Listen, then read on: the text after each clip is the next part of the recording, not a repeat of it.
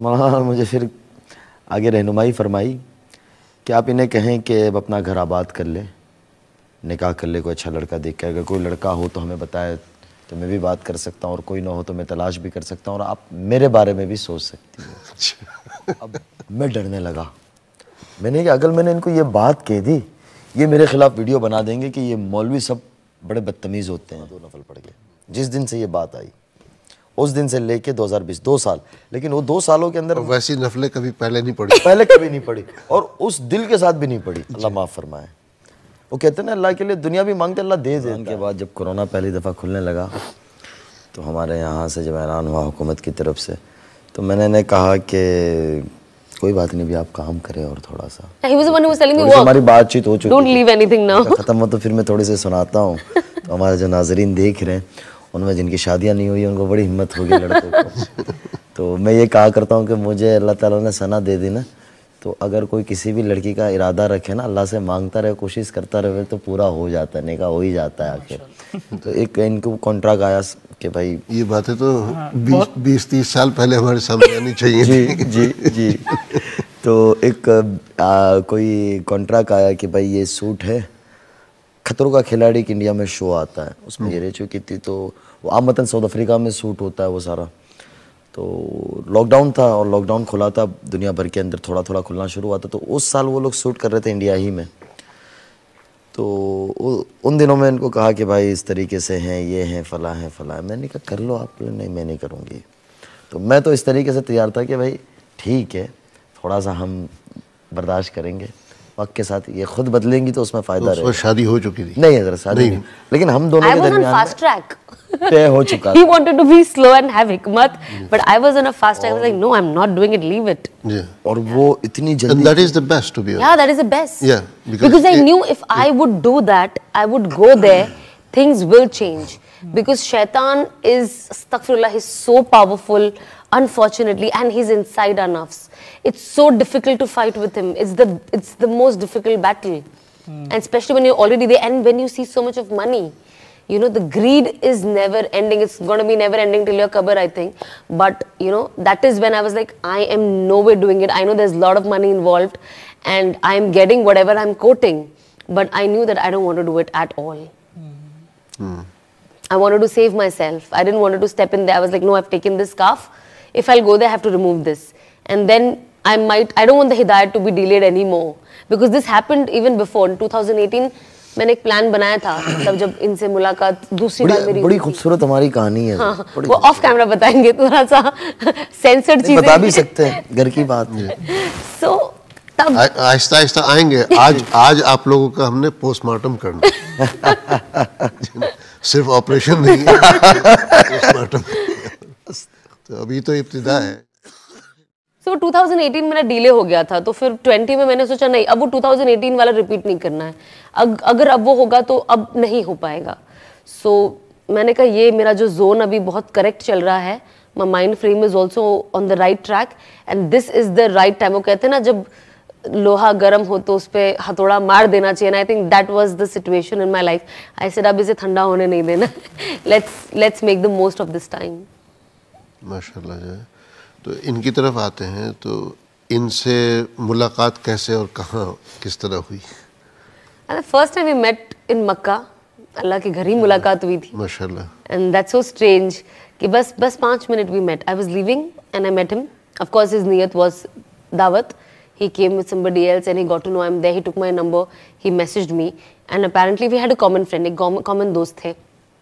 तो हम मिले और मैं बस इंडिया निकल ही रही थी, तो बस 10 मिनट की मुलाकात हुई, मैं निकल गई, फिर हम बीच में थोड़ा टच। उसमें भी ये हुआ हज़रत, 3 दिन तक उन्होंने मुझे रिप्लाई नहीं दिया मैसेज का। एक इंडस्ट्री के एक्टर थे हमारे भाई साहब, तो उनको लेके मैं उम्रे पे था। तो जब मैंने मैसेज किया तो वो 3 दिन तक तो मुझे हाँ वालेकुम अस्सलाम, मैं 4 मैसेज करूँ उसका जवाब ये आवे। अब मेरे तो गुमान में भी नहीं था ना कि अल्लाह मियाँ मेरे आगे मुकद्दर में ये करेगा। ये 2017 की बात है, 2017 की।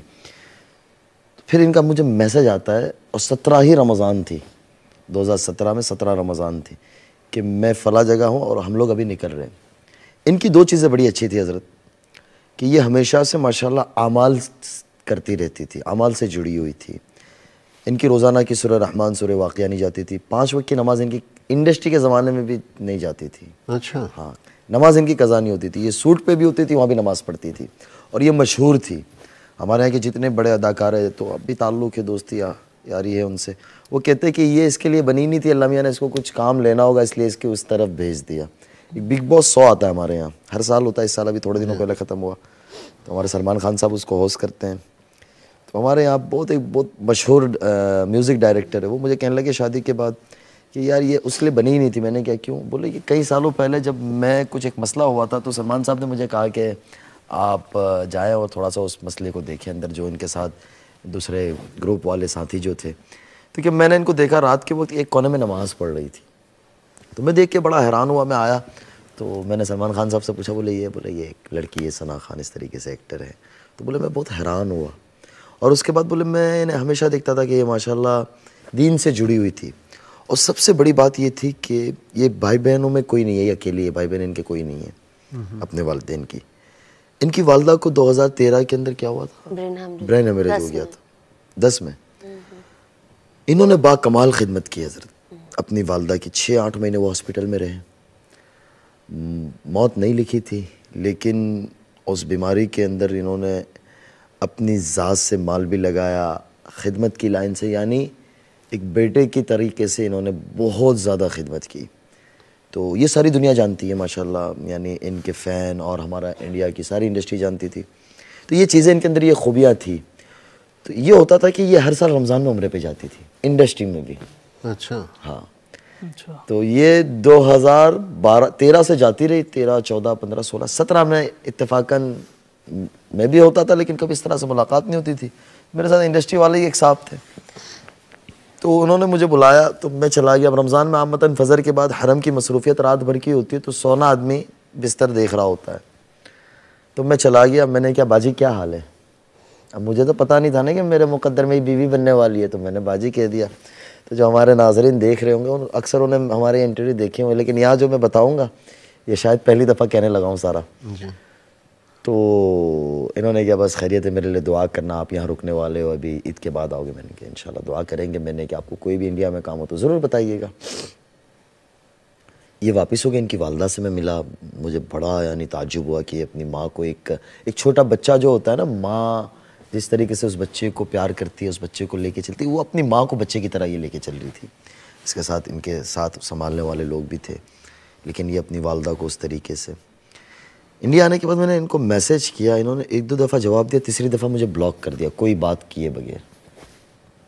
अब क्यों करते थे वो तो इनको ही पता, आज तक वो मुझे कभी नहीं बताया, शायद आपकी बरकत से यहाँ बता दे।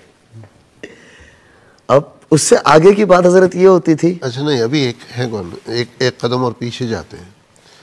आपने इनसे मुलाकात की हरम में, उसकी भी कोई वजह तो होगी ना? सिर्फ दावत ये नहीं, लेकिन आपको कैसे पता कि ये वहाँ मौजूद हैं, या इनको आप इंस्टाग्राम पे इन्होंने अपने सोशल मीडिया पे डाला था। तो मेरे साथ जो साहब थे उम्रे पे, वो भी इंडस्ट्री से ताल्लुक़ रखते थे, तो उनका इनकी दुआ सलाम थी, दोस्ती यारी थी।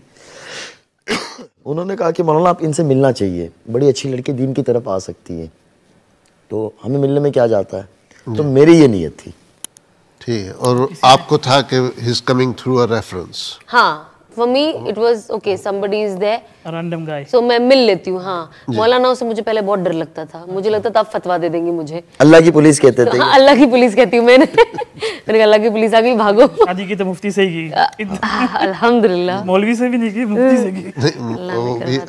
अगर मौलवी अल्लाह की पुलिस है तो मुफ्ती तो अल्लाह का दरोगा हुआ। तब इतना डिफरेंस नहीं पता था अनफॉर्चुनेटली जी। सब दाढ़ी टोपी वाले मुझे मौलवी लगते थे, नॉर्मल इंसान भी मुझे वो भी मौलवी लगता था। बट फिर ये ब्लॉक करती थी हजरत, इन्हें कोई काम हो ना, कोई बात पूछनी हो, कोई दीनी बात हो या कोई मशवरा लेना हो, तो ये मुझे अनब्लॉक करे, बात पूछे, फिर ब्लॉक कर देवे। ये पूरा 2017 चलता रहा। ये भी बता दे कि क्यों आज ये क्या था वजह? हो ही रहा है। नहीं, बस ऐसी आई वाज स्कैर्ड कि अब ये कुछ बोल देंगे, अब ये कुछ बोल देंगे, तो अपनी मुद्दे का जवाब ले लो फिर बंद कर दो। तो 2018 के मौके पे हजरत हज के नहीं, लेकिन ब्लॉक करने से पहले अगर किसी से मतलब बातचीत चल रही है, चाहे वो मतलब ही नहीं एक उस्ताद या मौलवी के शक्ल में जो भी है, तो उसको कम से कम बताना तो चाहिए कि भाई please don't contact me any more. हाँ, मुझे वो बोलने बुरा लगता था, पर ब्लॉक करना बुरा नहीं लगा। ब्लॉक वो इस तरह करते थे कि जैसे अभी बात पूछी है, शाम का वक्त है, मैंने जवाब दे दिया, इन्होंने जज़ाकल्लाह बहुत शुक्रिया। उसके बाद जब अगली दफ़ा मैं इनका नंबर खोलूँ तो मैं ब्लॉक हूँ। अब वो किस टाइम पे मैं ब्लॉक होता था वो मुझे नहीं पता था, फौरी हो जाता था या रात में होता था या सुबह होता था, वो नहीं पता होता था मुझे। तो कुछ इस पे इनका मसला हल करें। जी जी, मैंने बोल दिया उनको, मुझे डर वो आज लगता तक था। मुझे उसका जवाब सही मिला ही नहीं है जिससे मैं मुतमईन हो जाऊँ। 2018 के मौके पे हज़रत मैं हज पे था, अल्लाह हरमैन बहुत ले जाता था अल्हम्दुलिल्लाह पहले से ही। तो हज के मौके पे हमारे एक बुज़ुर्ग हैं माता रिजवान साहब, मैंने उनको कहा, मैंने क्या एक लड़की है, तो आंटी मौलाना के घर में से जानते थे इनको कि हाँ वो स्नैपचैट वगैरह पे रखते रहते हैं, साफ़ी इंस्टाग्राम वगैरह के ऊपर। तो माँ का मेरी बात कराओ इनसे। तो मैंने माँ का कोई आया इनका कोई अभी आखिरी कोई मूवी, मैंने क्या जाती काफ़ी करती रहती है। तो उन दिनों में इनकी एक वेब सीरीज़ आई थी जिंदाबाद के नाम से, तो उसमें ये कोई अफसर बनी हुई थी, तो ये बंदे बड़ा पिट रही है, उसका उस तरह से सूट था। मैंने कुछ चीज़ें दिखाई, मैंने इनको मैसेज किया कि मौलाना आपसे बात करना चाह रहे हैं। तो इनका 2-3 घंटे के बाद जवाब आया, जी जी यस। मैंने कहा मैं अनस हूँ, मुझे अनब्लॉक करो। वो नंबर भी ब्लॉक। मैंने क्या या अल्लाह खैर है। मैंने किया, मेरे साथ एक दोस्त था, मैंने कहा आपके पास व्हाट्सअप नंबर है ना सऊदीया का, वो मुझे दे दे, फिर आप ले लेना। मैंने एक मौलाना से वीडियो बनवाया, मैंने इनको भरोसा तो हो कि मैं बंदा सही हूँ। अब अभी तक कोई तसव्वुर में ना निकाह थी ना शादी थी, क्योंकि हम लोग सीधे साधे मौलवी लोग। तो यहाँ बताता हुआ सर तक मैं वो, तो मैंने वो वीडियो बनवाई, भेजा इनको, तो इनको लगा कि हाँ बंदा सही है। इन्होंने कहा कि जी बात कराएं, बात करें। इनको बंदा सही है नहीं लगा होगा, बंदा हाँ बात सही कर रहा है, बात सही कर रहा है, ये बात भी आपकी सही और बंदा सही होने में दोनों में जी फर्क है। जी। तो बात जब कराई तो मौलाना कहा कि बेटी क्या हाल है, मैं आपसे मिलना चाहता हूँ। उन्होंने कहा कि मौलाना मैं तो इंडिया में होती हूँ। तो बोले बेटा दुबई आना हो तो बताइएगा। बोले मैं नेक्स्ट मंथ आ रही हूँ एक इवेंट के सिलसिले में, क्रिकेट इवेंट है। तो मेरी वालदा भी बोले साथ होगी। ये इन्होंने हज़रत मौलाना को ये कहा, तो बोले बहुत अच्छी बात है। उन दिनों में 2018 का हज अगस्त के आखिरी दिनों में था, सितंबर आया, सितंबर की 25 तारीख तय हुई थी। 20 को मौलाना की तरफ से पैगाम आता है कि भाई मैं घर वालों के साथ आ रहा हूँ। मैंने इनको मालूम किया, तो उसके बाद मैं ब्लॉक नहीं हुआ, शुक्र है, उस बात कराने के बाद। तो हैवी वेट हो गए ना। हाँ। ये रेफरेंस ज्यादा बड़ा था। तो उसके बाद ये हुआ कि मैंने इनको क्या बोले, मैं तो आ गई हूँ, दुबई में ही हूँ और मेरा कल इवेंट हो जाएगा, उसके बाद 2-3 दिन में फ्री हूँ। तो किस वक्त मिलना है? मैंने क्या 25 तारीख को ज़ोहर की नमाज़ के बाद। मानो मुझे कहा कि आप भी आ जाएं, मैं भी चला गया। तो ये अपनी वालदा के साथ, इनकी दोस्त के साथ मिलना ही, माना अपने घर वालों के साथ थे। तो माना इसको मिले, बड़ी हंसी मजाक 2-2.5 घंटे हो गया था, हंसी मजाक सारी चीज़ें होती रही। हम लोग साथ ही बाहर बैठे रहे दूसरे कमरे में, और माना ने इनको कुछ हदिया वगैरह दिया। ये रुखसत हो गई। ये अपने उसी लिबास में आई थी जो इंडस्ट्री का लिबास यानी था, लेकिन सर पे वो हल्का सा रुपट्टा, जो रुपट्टा बार बार गिर जाता है, दुपट्टा। तो, हाँ दुपट्टा जो बार बार, दुपट्टा, हाँ तो वो बार बार गिर जाता था। मैंने क्या आप उसका इतना ज़्यादा मैंने क्या ख्याल ना करें, कोई बात नहीं, गिर जाने दो, कोई बात नहीं। मैंने इनको रिलैक्स रहो, मैंने कहा मौलाना भी हमारी तरह ही है। मैंने क्या मौलाना ने कोई दीन की बात नहीं की इनसे, सिर्फ हंसी मजाक। ये मुझे जानने लगी, मुझे कहती है यार बहुत अच्छे मौलाना है ये। मैंने कहा क्यों? बोले यार इनको तो इंडस्ट्री का भी बारे में काफ़ी कुछ पता है। मैंने कहा ऐसा ही है। हज़रत अक्टूबर आ गया, मैं भी इंडिया आ गया।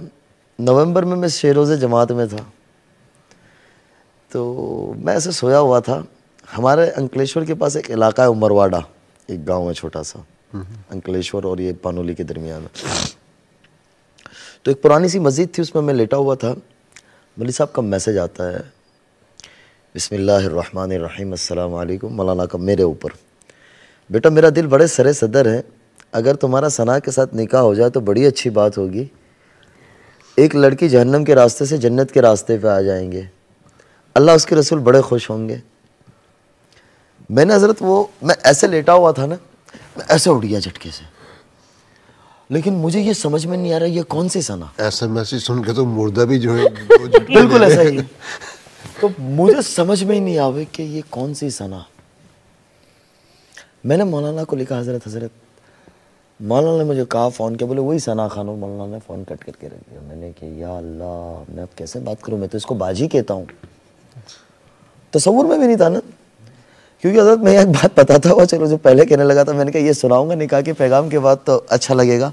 हमारे उस्ताद होते थे, वो कहते थे, मदरसे के तलबा होते हैं ना, कभी कोई जगह गलती कर दी, कुछ हो गया, कोई शिकायत आ गई, तो वो कहते कि भाई ऐसा क्यों काम करते हो, हम लोग रखते दाढ़ी, हमारी शक्लों के ठिकाने नहीं होते, पायजामे हमारे ऊँचे पहनते हैं, हम लोग कुर्ता पहनते हैं और खाते हैं बैंगन, कड़ी खिचड़ी, ये सारा खाना खाते हैं हम। तो बोले हमें तो लड़का भी ना देखे तो लड़कियों के पीछे क्या पड़ना, बोले जब मुकद्दर में अल्लाह देगा तो कर लेना निकाह, वरना घर में खामोश बैठे रहना। तो मुझे मेरे उस्ताद की बात याद आ गई। मैंने कहा यार, मैं एक छोटे इलाके के रहने वाला, बड़ा अंकलेश्वर एक छोटा सा शहर है, यहाँ से शुरू होकर वहाँ ख़त्म हो जाता है। मैंने कहा या अल्लाह, मैं कैसे बात करूँ और क्या करूँ, मुझे कुछ नहीं समझ आ रहा है हज़रत। दोपहर का वक्त था, असर गुजर गई, और मैंने कहा मैं किससे मशवरा लूँ ये बात का। तो हमारे एक बड़े अजीज़ दोस्त, वो मेरे साथ थे पढ़ने के ज़माने के साथ ही। मैंने कहा यार वो सना नहीं है? बोले कौन सना? मैंने कहा वो सना खान। बोले हाँ। मैंने कहा उनसे निकाह की बात है ये? बोले किसने की? मैंने कहा मौलाना साहब ने। बोले तेरा दिमाग ख़राब है, तू किधर वो किधर? बोले मैंने कहा क्यों? बोले बिल्ली के ख्वाब में छिछड़े, बोले सुना है कभी? मैंने कहा हाँ। तो बोले अपनी शक्ल तो देख। मैंने कहा बात तो तुम्हारी सही है, मुझे भी नहीं समझ आ रही है, लेकिन वो मौलाना साहब भी तो कोई बच्चे नहीं है ना। अब मैंने मौलाना को कहा, मैंने कहा मैं कैसे बात करूं? तो मौलाना ने मुझे फिर आगे रहनुमाई फरमाई कि आप इन्हें कहें कि अब अपना घर आबाद कर ले, निकाह कर ले, कोई अच्छा लड़का देख के, अगर कोई लड़का हो तो हमें बताए तो मैं भी बात कर सकता हूँ, और कोई ना हो तो मैं तलाश भी कर सकता हूँ, और आप मेरे बारे में भी सोच सकती हो। अब मैंने क्या इनसे कहूँ मैं कैसे? हज़रत उस दिन मैंने पता नहीं अवाबिन भी पढ़ ली, जितनी नवाफिल पढ़नी थी पढ़ ली, सदका भी दे दिया, काफ़ी चीज़ें की मैंने कि अल्लाह कोई रास्ता खोलो, कोई जहन में कोई ऐसी बात। ईशा के बाद मेरे जहन में आया कि मैं इनको मैसेज करता हूँ। अब हज़रत मैं निकाह की बात करने लगा हूँ, मेरी अकल यानी लंबी थी भी नहीं, और वो क्या कि वे एक शौक़ भी था और खुशी भी थी।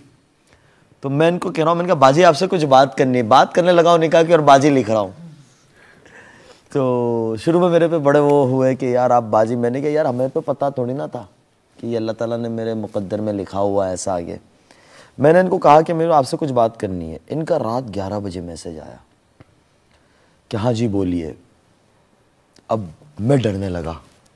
मैंने कहा अगर मैंने इनको ये बात कह दी, ये मेरे खिलाफ वीडियो बना देंगे कि ये मौलवी सब बड़े बदतमीज़ होते हैं।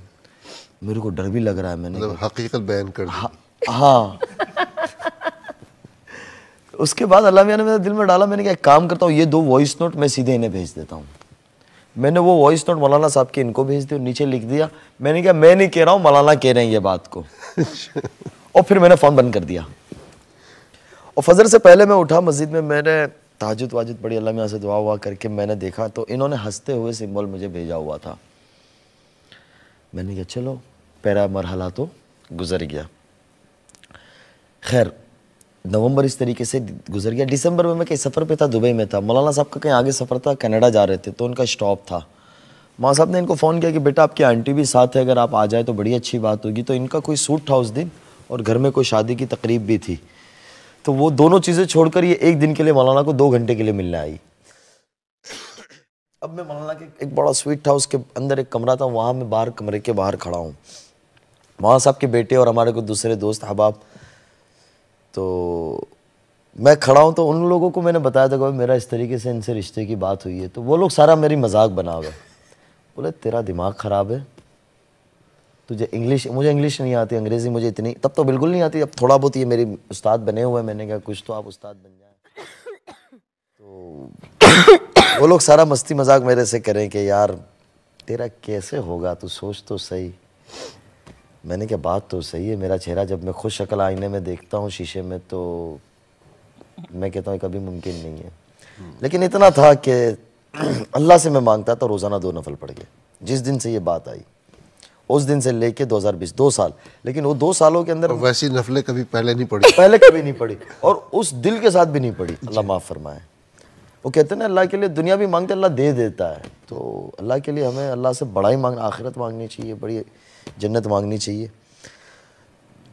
मौलाना साहब ने पीछे पलट के इनसे कोई बात नहीं की।